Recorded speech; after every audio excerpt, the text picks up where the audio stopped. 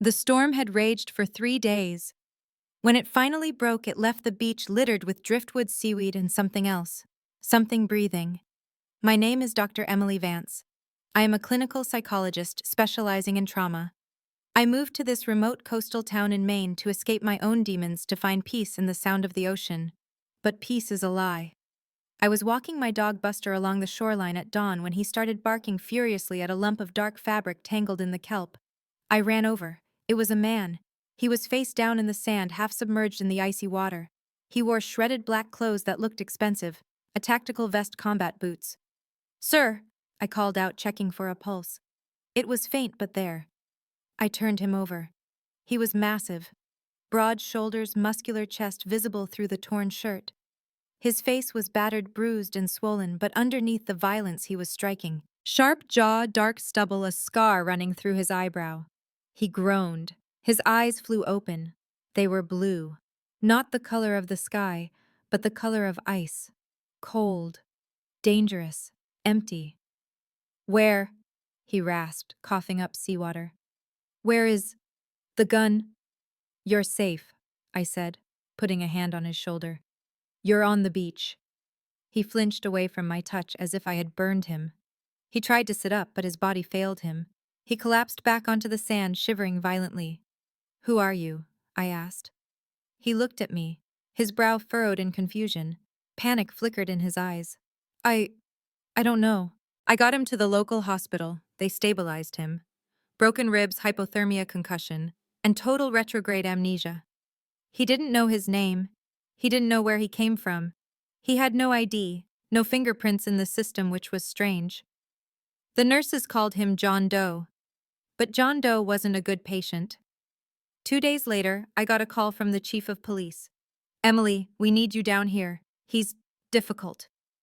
I arrived at the hospital to find chaos. 2 orderlies were on the floor groaning, a nurse was crying, and John Doe was backed into a corner of his room holding a scalpel he had swiped. He looked like a cornered wolf. His eyes were wild, scanning the room for threats. "Stay back," he roared. "Don't touch me. Mr. Doe," the chief said, hand on his holster. "Drop the weapon." "I don't know who I am," John yelled, his voice cracking. "Why do I know how to kill you? Why do my hands know how to break bones?" He looked at his own hands with horror, muscle memory. His body remembered violence even if his mind didn't. "Let me talk to him," I said, stepping forward. "Emily, no. He's dangerous." "He's scared," I corrected. I walked into the room. I didn't stop until I was 5 feet away. I didn't raise my hands in surrender. I kept them by my sides, open and relaxed. "Hi," I said softly. He snapped his head towards me. The scalpel wavered. "You," he whispered. "The beach." "Yes, I'm Emily. I found you." "Why did you save me?" he asked, his voice rough. "You should have let me drown." "Why?" "Because there is darkness inside me." He tapped his chest. "I can feel it. It's black. It's heavy. I think I'm a bad man, Emily." "You're a hurt man," I said. "And right now you're a patient. Give me the scalpel." He hesitated. He looked at the police, then at me. "Do you trust me?" I asked. "I don't know you. But I saved you. Doesn't that count for something?" He stared at me. The ice in his eyes melted just a fraction. He lowered the blade. "Take it," he said, tossing it onto the bed. "Before I hurt someone else." The police rushed in to restrain him. "No handcuffs," I ordered. "He's my patient now. I'll take responsibility." The sessions. For the next month, I visited him every day. We moved him to a secure wing of the psychiatric ward. We talked, or rather I talked, and he listened. He was intelligent, sharp. He knew about history, art, wine, but he didn't know his mother's name. "It's like a locked room," he described his mind. "I can see the door, but I don't have the key." "Maybe it's better that way," I suggested one rainy afternoon. "Maybe you're getting a fresh start." "A blank slate," he scoffed. "With these scars." He pointed to a bullet wound on his shoulder. "This isn't a slate, Emily. It's a map of violence." We grew closer. It was inevitable. He was charming in a rough, broken way, and he was protective. One day, a drunken patient wandered into our session room shouting. John was out of his chair before I could blink. He put himself between me and the drunk. He didn't touch the man, but his posture, feet planted, shoulders squared, was a clear warning. Death approaches. The drunk sobered up instantly and ran away. John turned to me. Are you okay? I'm fine, I said, my heart racing. You moved fast. Instinct, he muttered, looking ashamed. See violence. Protection, I corrected. I reached out and touched his arm. His muscles were hard as rock. You protected me. He looked at my hand on his arm. He covered it with his own. His skin was warm. I would never let anyone hurt you, Emily, he whispered. I don't know who I was, but I know who I want to be. I want to be the man who keeps you safe. The air in the room shifted. It became charged. John. Call me Jack, he said. John Doe sounds like a corpse. I like Jack. Okay, Jack. He leaned in. His gaze dropped to my lips. Is it unethical, he asked, for a patient to want to kiss his doctor? Highly, I breathed. Then I'll wait, he said, pulling back, until I'm not a patient, until I'm a man worthy of you. The discovery. But the past has a way of clawing its way back. My best friend Sarah came to visit. Sarah was a journalist, ambitious, ruthless, and always looking for a story. So tell me about the mystery man, she grinned over coffee. Is he hot? He's a patient, Sarah. Come on. A man washes up on shore with amnesia. It's like a movie. Can I meet him? No. But Sarah didn't take no for an answer. She sneaked into the hospital. She took a photo of Jack through the window of his room while he was sleeping. The next day she called me. Her voice was shaking with excitement. Emily, you need to come to my office, now. Why? I ran his face through the database, facial recognition software. I found him. I drove to her office, dread pooling in my stomach. Sarah turned her laptop screen towards me. Meet Lorenzo Enzo Moretti, she said. I stared at the screen. It was Jack. But he was wearing a tuxedo, holding a glass of champagne, looking cold and ruthless. The headline read, Mafia Prince missing, presumed dead after yacht explosion. He's not just a nobody, Emily, Sarah whispered. He's the heir to the Moretti crime family, New York, extortion, racketeering, murder. The FBI has a file on him a mile thick. I felt sick. No, that's not him. Jack is kind. He likes poetry. He's a psychopath with memory loss, Sarah corrected. And this is the story of the century. The Amnesiac Dawn. I'm going to publish it tomorrow. You can't, I cried. If you publish this, his enemies will find him. They'll come here to finish the job. You'll kill him. It's news, Emily. It's my career. He's my patient. He's a monster. I grabbed my bag. I had to get to him. I had to warn him. I drove back to the hospital. I burst into his room. Jack was sitting by the window reading a book I gave him. He looked up, smiling. A genuine, warm smile. Emily, he said. I looked at him. I saw the scar. I saw the hands that had killed, but I also saw the man who protected me, the man who wanted to be better. Jack, I whispered, locking the door. We have to talk. I showed him the photo on my phone. He stared at it. For a long time. Then his face changed. The confusion vanished. The warmth evaporated. His eyes turned to ice. He stood up, his posture shifting. He wasn't Jack anymore. He was Enzo. I remember, he said. His voice was different, colder, deeper. You remember? I gasped. The explosion, the betrayal, my brother. He planted the bomb. He looked at his hands. I remember everything. When? I asked. When did you remember? 3 days ago, he admitted. My heart broke. You lied to me. You pretended to still be amnesiac. Yes. Why? He walked over to me. He reached out to touch my face but stopped. He dropped his hand. Because Jack was a good man, he whispered. Jack deserved you. Enzo is a monster. I knew if I told you the truth, you would look at me with fear, like you are doing right now. I'm not afraid of you, I lied. You should be. He walked to the window, looking out at the parking lot. Your friend, he said. The journalist. She knows. Yes, she's publishing tomorrow. Then I have to go, he said. If I stay, they will come for me, and they will hurt you to get to me. Where will you go? Back to hell, he said, to finish what they started. He turned to me. Goodbye, Dr. Vance. Thank you for the quiet. He walked past me. No. I grabbed his arm. He froze. Don't go back to the darkness, I pleaded. Stay. We can run. We can hide. I don't run, Enzo said. I rule. He gently removed my hand from his arm. Forget me, Emily. It's the only way you survive. He walked out the door. I sank to the floor weeping. I had saved his life, but I had lost his soul. But I knew one thing. Sarah was going to publish that article. And when she did, the war would come to our quiet town. I wiped my tears. I wasn't going to let him face it alone. The hospital was quiet at 2 a.m. The kind of quiet that feels heavy, like the air before a lightning strike. I sat in my office staring at the empty chair where Jack No Enzo had sat just hours ago. He was gone, disappeared into the night like a ghost. My phone buzzed. It was Sarah. Article goes live at 6 a.m. Sorry, Em, but the world needs to know.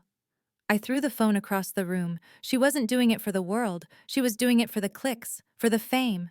She didn't care that she was painting a target on his back, and mine. Suddenly the lights in the hallway flickered, then died. The emergency generators kicked in, bathing the hospital in a dim, blood-red glow. Click, click. The sound of heavy boots on linoleum. Not the soft squeak of nurses' shoes. Boots, many of them. I crept to the door and peered out. 3 men were walking down the hall. They wore black tactical gear balaclavas covering their faces, and they carried silenced pistols. They weren't police. They moved with the synchronized precision of a hit squad. They were looking for him. Room 304, one of them whispered. No witnesses. My breath caught in my throat. Room 304 was Enzo's room. It was empty, but they didn't know that. And my office was right next door. I backed away, searching for a weapon. A stapler, a pair of scissors, useless. The door to room 304 was kicked open. Silence. Then a curse. He's gone. Check the offices. He can't have gone far. And find the doctor. She knows too much. I scrambled under my desk, heart hammering against my ribs like a trapped bird. I clamped a hand over my mouth to stifle my breathing. The door handle to my office turned. It was locked. Blam! A bullet blew the lock apart. The door swung open. A pair of black boots stepped into the room. The beam of a flashlight swept across the walls, the bookshelves, the desk. Clear, a voice said. The boots turned to leave. I let out a microscopic sigh of relief. Then the boots stopped. The man crouched down. His face appeared under the desk. Cold eyes stared into mine. Found her. He reached in and grabbed my hair, dragging me out. I screamed, clawing at his hand. Let me go. He threw me against the wall. The other 2 men entered. They looked at me with disinterest. I was just a loose end to be tied up. Where is he? The leader asked, aiming his gun at my forehead. I don't know, I sobbed. He left hours ago. Liar, he cocked the gun. Tell us and we'll make it quick. Don't and we'll make it slow. I closed my eyes, waiting for the end. Enzo, I'm sorry. Crash. The window behind the men shattered inward. A shadow flew into the room, carried by a rope from the roof. It landed in a crouch between me and the gunman. Enzo. He wasn't wearing his hospital gown. He was wearing dark clothes he must have stolen. In his hand was a fire axe. He didn't look like my patient. He looked like the angel of death. You're looking for me, he growled. The gunman spun around. Shoot him! Enzo moved faster than humanly possible. He swung the axe, knocking the gun out of the leader's hand with a sickening crunch of bone. He spun, using the momentum to kick the second man in the chest, sending him flying into the hallway. The third man fired. Pft, pft. Enzo didn't dodge. He took the bullets. 2 hits to the chest. I screamed. But Enzo didn't fall. He didn't even flinch.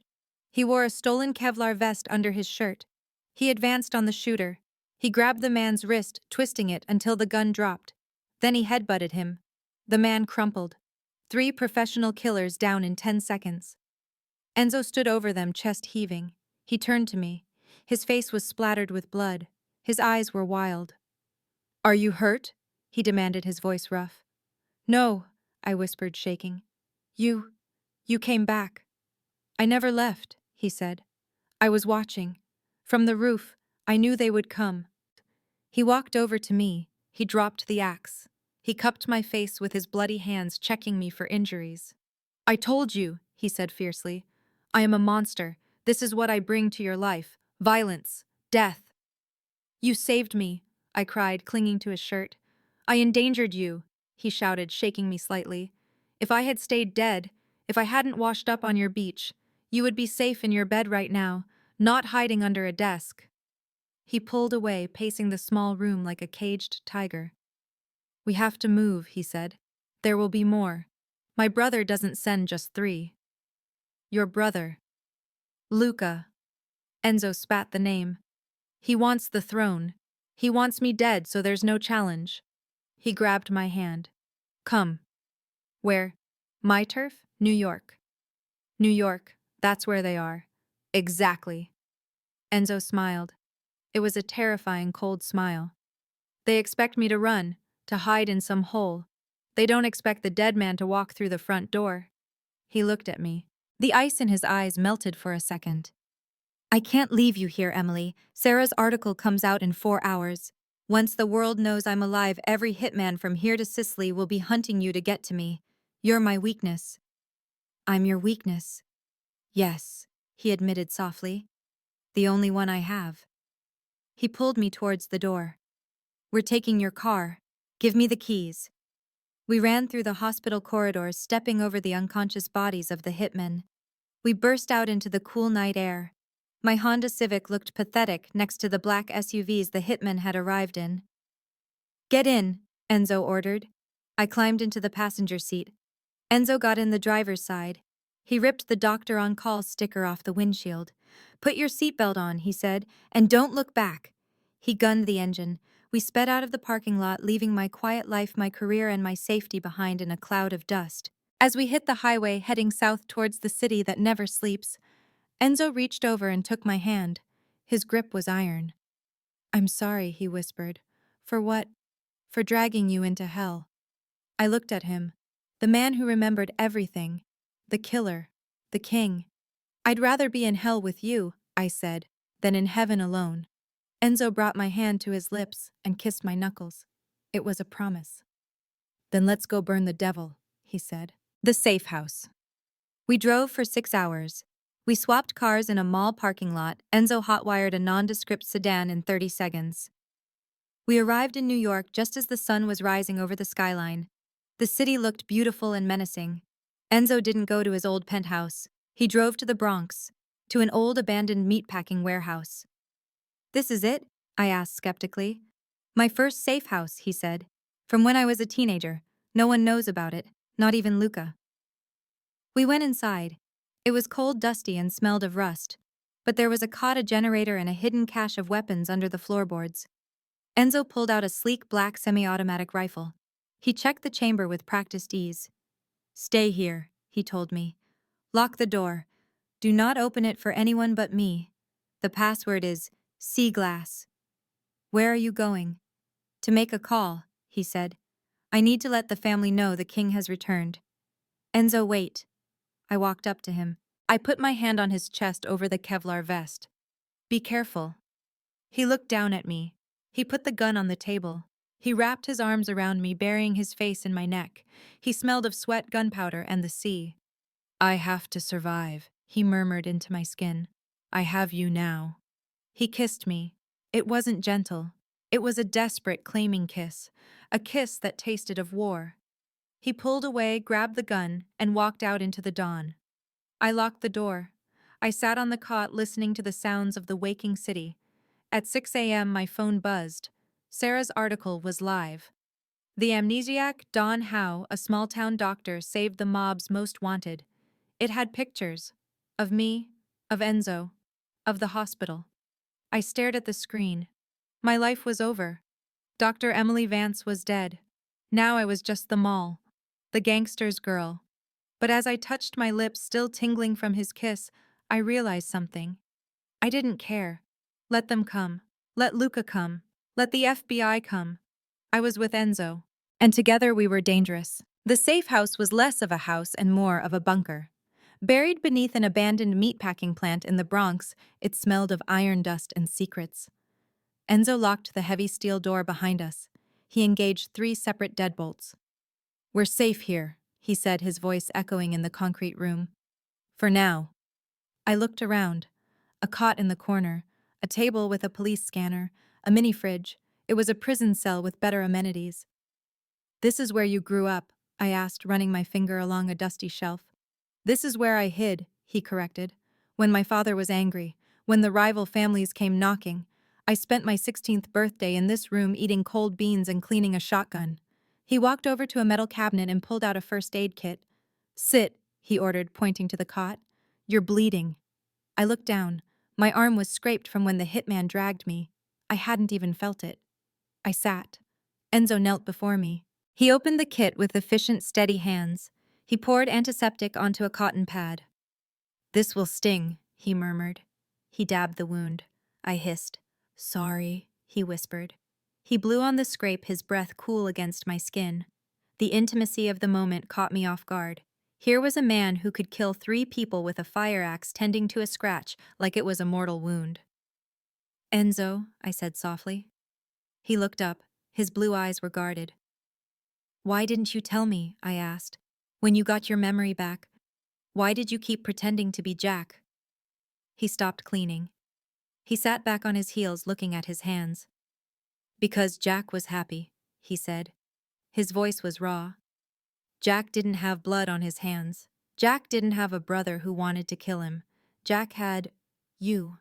He looked at me, and the vulnerability in his eyes broke my heart.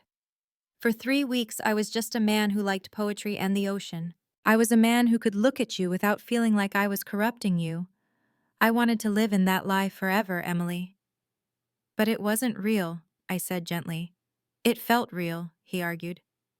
"The way you looked at me, no one has ever looked at me like that. Not as a weapon, not as a bank account, just as a person." He reached out and took my hand. "I knew that the moment I told you the truth, you would look at me like this, like I'm a monster." "I'm not looking at you like a monster," I said, squeezing his hand. "I'm looking at a man who saved my life, twice. I put your life in danger." He stood up, pacing the small room. "If anything happens to you—" "Nothing will happen," I said, standing up to meet him. "We're together." I walked over to him. I put my hands on his chest over the Kevlar vest he was still wearing. "Take this off," I said. He hesitated. "It's not safe." "We're locked in a bunker, Enzo. Take it off." He unvelcroed the vest. He pulled off his torn shirt. I gasped. His torso was a tapestry of scars, bullet wounds, knife slashes, burn marks, and fresh bruises from tonight's fight. I traced an old scar over his ribs. "Does it hurt?" "Only when I breathe." He tried to joke, but his breath hitched as my fingers grazed his skin. The air in the bunker shifted. The fear and adrenaline of the night began to morph into something else, something hotter. "Emily," he warned, his voice low. "Don't." "Don't what?" "Don't look at me like you want to kiss me." "Why not?" "Because I'm not Jack. I'm Enzo Moretti. I'm dangerous. I'm possessive. And if I kiss you now, I won't be able to stop." "I don't want you to stop," I whispered. He groaned. He grabbed my waist, pulling me flush against him. His skin was hot, damp with sweat. He smelled of danger and musk. "You're playing with fire, Piccola," he murmured against my lips. "Burn me," I challenged. He kissed me. It wasn't the gentle, hesitant kiss of Jack the amnesiac patient.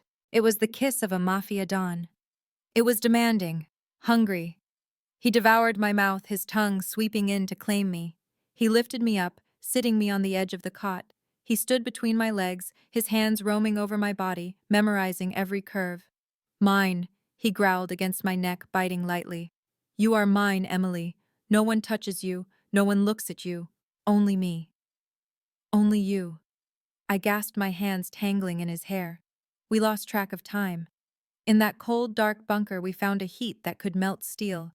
We made love with the desperation of 2 people who didn't know if they would survive the night. Afterwards, we lay tangled in the scratchy wool blanket. Enzo held me like I was made of glass. "What do we do now?" I asked, tracing the tattoo on his arm. "Now," he said, his voice hardening, "we go to war." He sat up. The lover vanished. The strategist returned. I need to contact the commission, he said, the governing body of the families. I need to call for a vote of no confidence against Luca. Will they listen? They will if I have proof, he said. Proof that Luca broke the rules.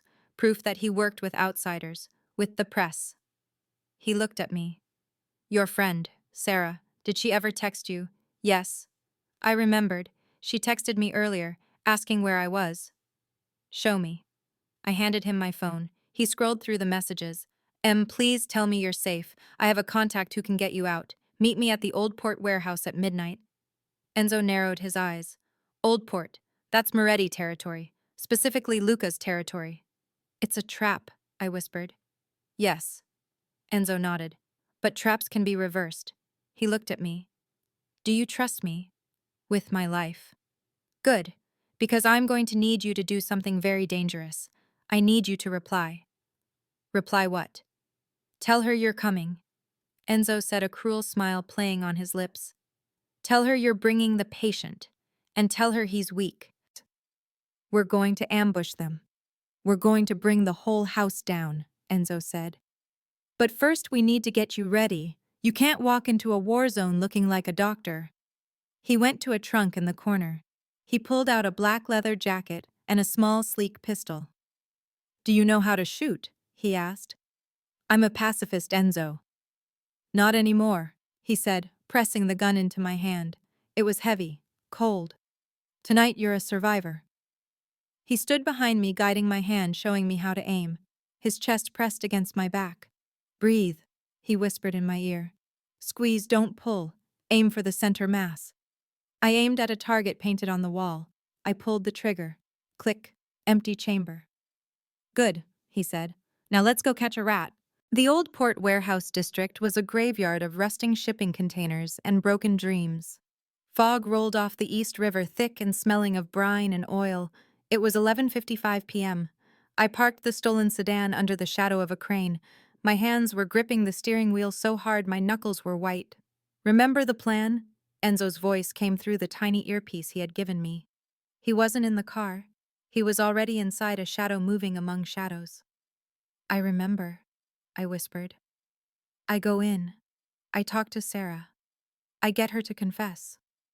And if things go wrong, I drop to the floor. Good girl. I took a deep breath. I checked the gun tucked into the waistband of my jeans. It felt heavy, a cold weight against my skin. I stepped out of the car. The wind whipped my hair around my face. I walked towards Warehouse 4. The door was slightly ajar.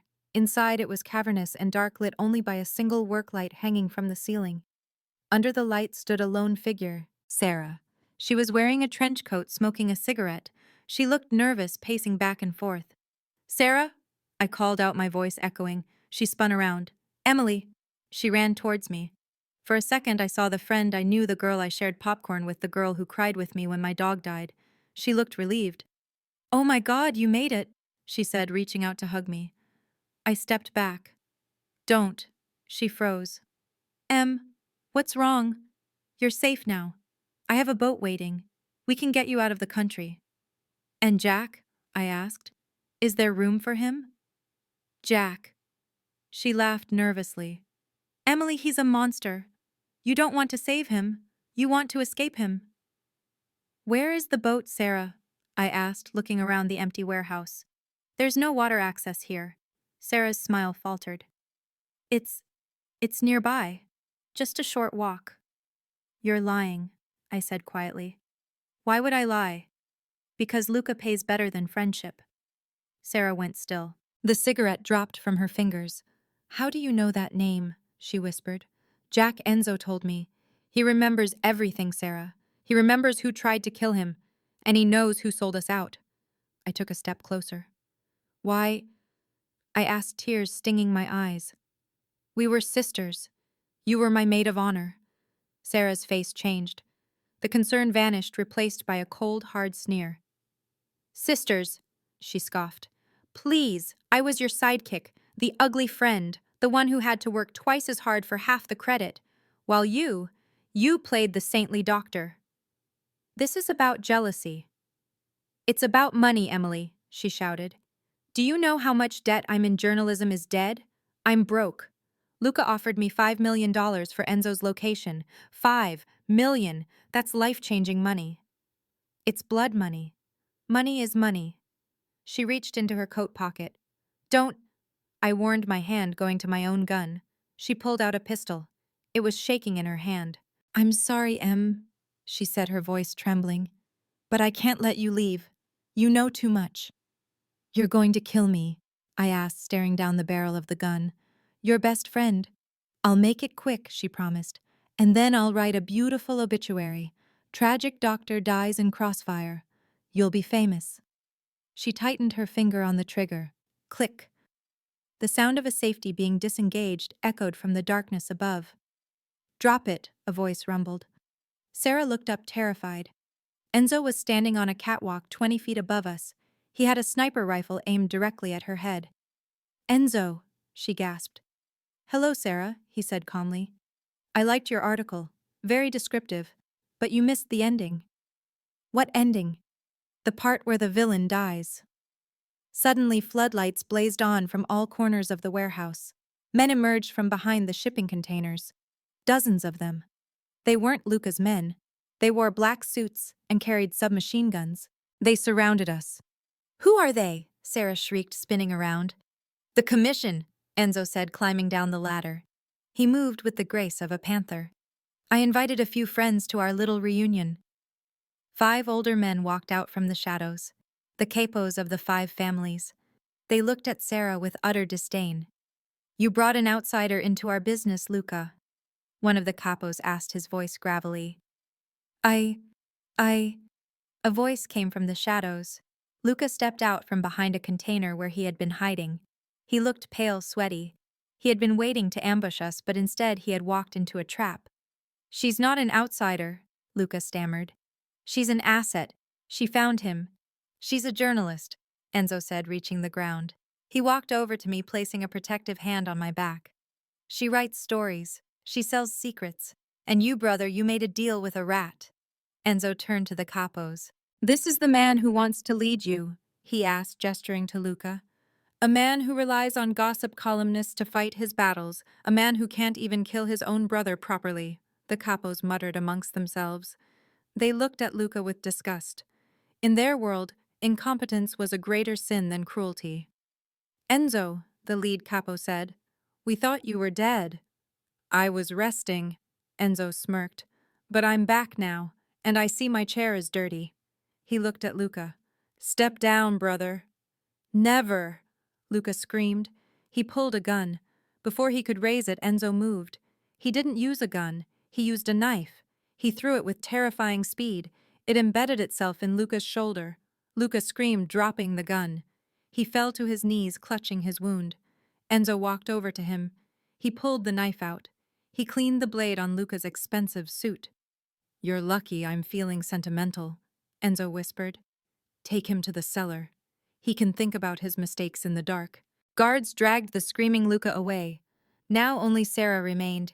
She was shaking so hard she dropped her gun. She fell to her knees in front of me. Emily, please, she begged, grabbing the hem of my jeans. Help me. Tell him I'm your friend. I looked down at her. I saw the greed. I saw the betrayal. I felt a coldness settle in my chest. The doctor who wanted to save everyone was gone. You tried to shoot me, Sarah, I said quietly. I didn't mean it. It was the money. I was desperate.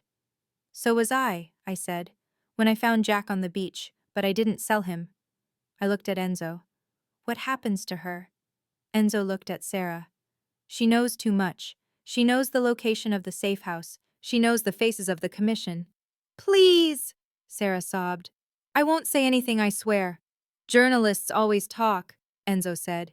He raised his gun. Wait, I said. Enzo paused. Emily, don't ask me to spare her. She tried to kill you. I know, I said. I don't want you to kill her. Enzo raised an eyebrow. Then what? I want her to write the story, I said. Enzo frowned. Sarah looked up, hopeful. What? Write the story, Sarah, I said, crouching down to face her. Write the ending. Mafia prince returns. Brother arrested. Peace restored in the underworld. You You want me to write propaganda? I want you to write the truth that we dictate, I said coldly. You will clear Enzo's name. You will say the yacht explosion was an accident. You will say he has been recovering in a private clinic. And you will never, ever mention me. I leaned closer. If you do this, you live. You get the exclusive. You get the fame you wanted. But if you ever mention my name or try to contact me again, I looked at Enzo. Then I'll let him handle it. Sarah nodded frantically. Yes, yes, I'll do it, I promise. Get her out of here, Enzo ordered. 2 guards dragged Sarah away. She was crying, thanking me, promising to be the best journalist in the world. I stood up. My legs felt weak. Enzo holstered his gun. He turned to the capos. Gentlemen, he said, drinks are on the house. The capos laughed, clapping him on the back. They accepted him. The king had returned. Enzo walked over to me. He looked at me with a mixture of awe and concern. You let her live, he said. She's not worth a bullet, I said. And besides, she's more useful as a puppet. Enzo smiled. It was a genuine, proud smile. You, he said, pulling me into his arms, are terrifying. I love it. He kissed me. We were surrounded by criminals and guns standing in a dirty warehouse, but I felt like I was in a castle. Let's go home, he said. Which home? The penthouse, he said. I think it's time we redecorated. 3 months later. The Moretti estate in the Hamptons was a fortress of white stone and bulletproof glass perched on a cliff overlooking the Atlantic Ocean. I stood on the terrace holding a glass of vintage red wine. I wasn't wearing scrubs anymore.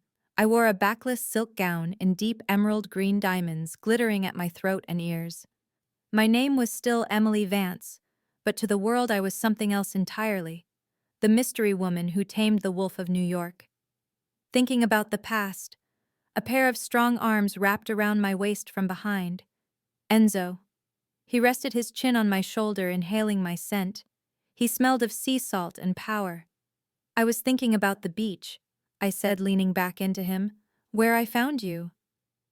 You didn't find me, he corrected, kissing the sensitive spot behind my ear. You saved me. There's a difference. How is the business? Quiet, he said. Luca is comfortable in his new accommodations. The families are falling in line. Sarah's articles have painted me as a philanthropic hero who survived a tragic accident. We are untouchable. He turned me around to face him. He looked different from the man I met on the beach. The bruises were gone. The scar on his eyebrow had faded to a thin white line that only made him look more dangerous. He wore a tuxedo with the ease of a man born to rule. Are you happy, Emily? He asked, his blue eyes searching mine. This life, it's not what you signed up for. You were a doctor. You healed people. Now I heal you, I finished for him. I reached up and touched his face. I miss the quiet sometimes. I miss the simplicity, but I don't miss the loneliness. And I realized something, Enzo. What? I was always drawn to broken things, my patience, my own heart. But you weren't broken. You were just disassembled. And I like putting things back together. He smiled, a rare, genuine smile that reached his eyes. Come with me, he said. I have something to show you. He led me into the house through the grand ballroom where a string quartet was playing for no one, just us. We walked into the library. It was massive, 2 stories high, filled with thousands of books. You said you wanted a library, he said. I said I wanted Jack to read poetry, I teased. Jack is still here, he tapped his chest. Somewhere deep down. But Enzo bought you this. He walked to a desk in the center of the room. On it sat a small velvet box and a gun, a beautiful pearl-handled pistol, customized, small enough to fit in a clutch purse. What is this? I asked, looking at the gun. Protection, he said. You are the Dawn's woman now. You need to be able to defend yourself. I taught you how to shoot, but I want you to have your own. It's lovely, I said, picking it up. It felt heavy, comforting. And this, he picked up the velvet box, is a promise. He opened it. Inside was a ring, a massive sapphire dark as the ocean at midnight, surrounded by black diamonds. It's not a blood diamond, he assured me quickly. I had it custom made, Ethically sourced. I laughed. The Mafia Don cares about ethical sourcing. I care about what touches your skin, he said seriously. He got down on one knee. Emily Vance, you found me when I was nothing. You loved me when I was a lie. And you stood by me when I became a monster. Will you marry me? Will you be my queen? My partner, my conscience. I looked at him. I looked at the ring. I looked at the gun on the desk. It was a strange proposal. A proposal of love and violence, of peace and war. I have conditions, I said. Enzo raised an eyebrow. Name them. 1. No more secrets. If you're going to war, tell me. Agreed. 2. Sarah lives. She stays useful. Agreed. She's currently writing my biography. It's a bestseller already. 3. I leaned down, bringing my face close to his. You read to me. Every night. Just like Jack did. Enzo smirked. Poetry. And thrillers. I'm developing a taste for them. Done, he said. Then yes, I whispered. Yes, Enzo. I will marry you. He slipped the ring onto my finger. It fit perfectly. He stood up and kissed me. It was a kiss that sealed our fate. A kiss that promised a lifetime of danger and passion. The wedding. We didn't get married in a church. We got married on a yacht. A new one. Bigger, faster, and bomb-proof. The ceremony was at sunset. The 5 families were there. The FBI was probably watching from a satellite. I wore white. But my bouquet was made of deep red roses dark as blood. When I walked down the aisle, the toughest criminals in the world stood up out of respect. Not for Enzo. For me. They knew the story. They knew I was the one who walked into the lion's den and tamed the beast. Enzo waited for me at the altar. He looked like a god. We exchanged vows, not the traditional ones. I promise to kill for you, Enzo said loud enough for everyone to hear. I promise to heal you, I replied. We kissed. The sun dipped below the horizon, painting the sky in fire. As the party started, Sarah approached us. She looked nervous, holding a notepad. Congratulations, Don Moretti. Mrs. Moretti, she said respectfully. Thank you, Sarah, I said coolly. Is the article ready? Yes, it goes to print tomorrow. The Wedding of the Century, a love story forged in fire. Good, Enzo said. Make sure you spell her name right, or I'll have to edit it myself. Sarah paled and scurried away. Enzo pulled me onto the dance floor. The band began to play a slow waltz. Are you afraid? He asked, his hand warm on my waist. Of what? Of this life. Of me. I looked over his shoulder. I saw the bodyguards. I saw the guns hidden under jackets. I saw the power we held. I used to be afraid of the dark, I whispered. But then I met you, and I realized the dark is where the stars shine the brightest. Enzo pulled me closer. You are my star, Emily. My North Star. We danced into the night, surrounded by enemies and allies, safe in the circle of our own making. I was no longer just a psychologist.